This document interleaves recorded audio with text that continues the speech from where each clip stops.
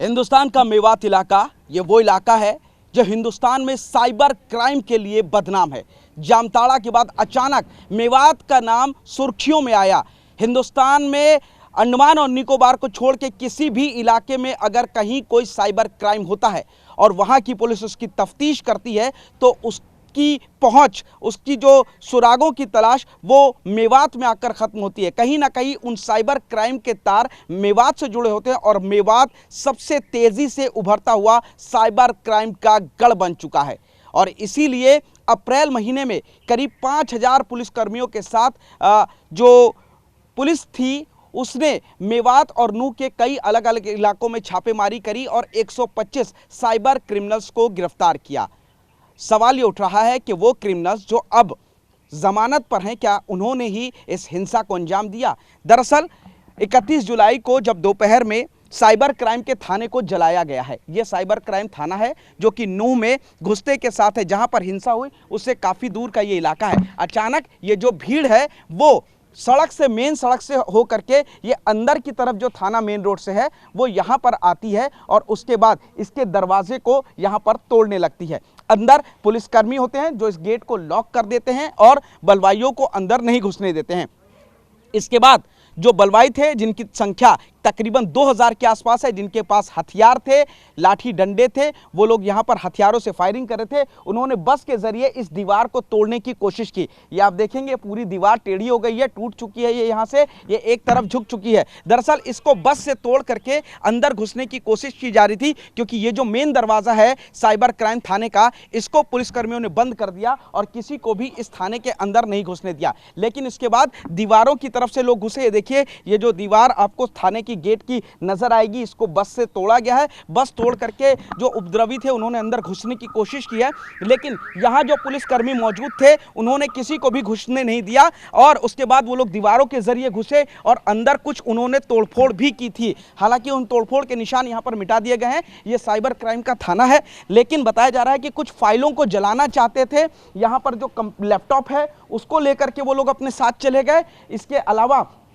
ये आप देखेंगे ये जो दफ्तर है यहाँ पर घुसने की कोशिश की गई, लैपटॉप ले गए, कंप्यूटर को यहाँ पर तोड़ दिया गया और उसके बाद पुलिसकर्मी जो ऊपर छत पर थे वो लोग लगातार फायरिंग कर रहे थे। ये वो कमरा है जहाँ तक ये जो उपद्रवी है बताया जा रहा है कि पहुँच चुके थे और उन्होंने कंप्यूटर को तोड़ा और लैपटॉप यहाँ से लिया और चले गए। जलाने की कोशिश की दस्तावेजों की, लेकिन उसके बाद जो पुलिसकर्मी यहाँ पर मौजूद थे उन्होंने फायरिंग शुरू कर दी ऊपर से और उसके बाद उपद्रवियों को यहाँ से आगे अनाज मंडी की तरफ जाना पड़ा। यही जगह है जहां पर पास में ही दोनों तरफ से जब फायरिंग हुई तो दो जो पुलिसकर्मी थे उनको गोली लगी थी। उन दोनों पुलिसकर्मियों की मौत हुई है।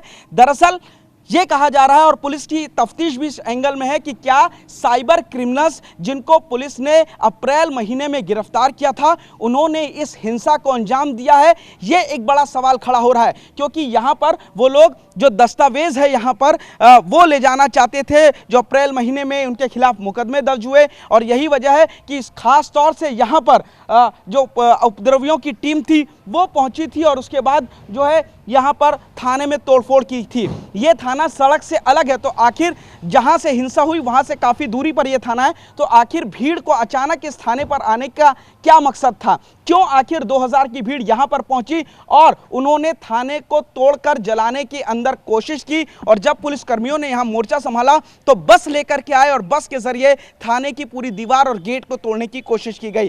तकरीबन 2000 के आसपास जो उपद्रवी थे वो यहाँ पर मौजूद थे और इसके बाद थाने के अंदर घुस करके दस्तावेजों को जलाने की कोशिश की। जो फाइल्स यहाँ पर रखी थी उन फाइल्स को जलाने की कोशिश की, लेकिन पुलिसकर्मियों ने इन चीज़ों को बचा लिया। हालांकि इस थाने के अंदर तोड़फोड़ ज़रूर की गई है। लैपटॉप बताते हैं कि अपने साथ ले गए हैं वो उपद्रवी लूट करके। इसके अलावा एक जो कंप्यूटर है उसको भी तोड़ा गया है, लेकिन जब पुलिसकर्मी ऊपर यहाँ से फायरिंग कर रहे थे छतों से तो उसके बाद ये जो उपद्रवी थे वो यहाँ से फरार हो जाते हैं। काफ़ी तोड़फोड़ इस थाने में की गई। अब पुलिस का यही कहना है, जो हमारे सूत्र बताते हैं कि पुलिस इस एंगल से भी अब जांच कर रही है कि क्या जो 5000 पुलिसकर्मी लेकर के 125 साइबर क्रिमिनल्स को अप्रैल महीने में गिरफ्तार किया गया था। क्या उन्हीं के सबूतों को नष्ट करने के लिए साइबर क्रिमिनल्स ने यह हिंसा की साजिश पहले से रची और उसके बाद साजिश के तहत वो लोग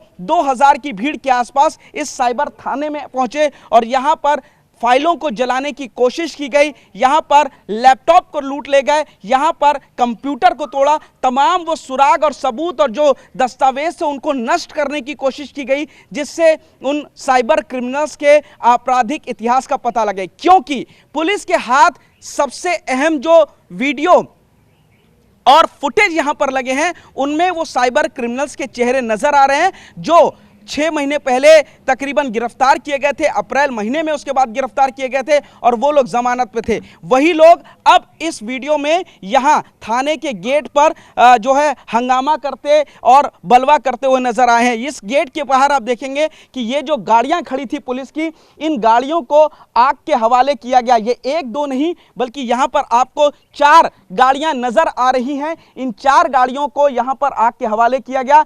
कई बाइक्स को जलाया गया, गोलियां चलाई गई, पत्थरबाजी की गई और बस के जरिए इस दीवार को तोड़ करके थाने पर कब्जा करके फाइलों को जलाने की कोशिश की गई। और यह सब किसी और ने नहीं बल्कि उन साइबर क्रिमिनल्स ने किया था जिनके वीडियो पुलिस के हाथ लगे हैं, जिसमें पता लग रहा है कि कैसे वो इस साइबर थाने के ऊपर पहुंचे हैं, हिंसा में शामिल हैं, पत्थरबाजी कर रहे हैं, गोलियां चला रहे हैं। और ये वो लोग थे जिनको कुछ महीने पहले पुलिस ने साइबर क्राइम के तहत गिरफ्तार किया था और वो लोग जमानत पर हैं।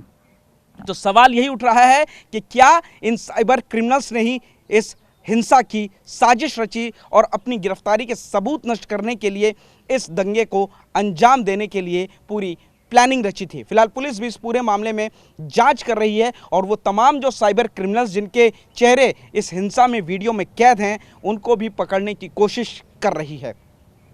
कैमरामैन नदीम के साथ पुनीत शर्मा, TV9।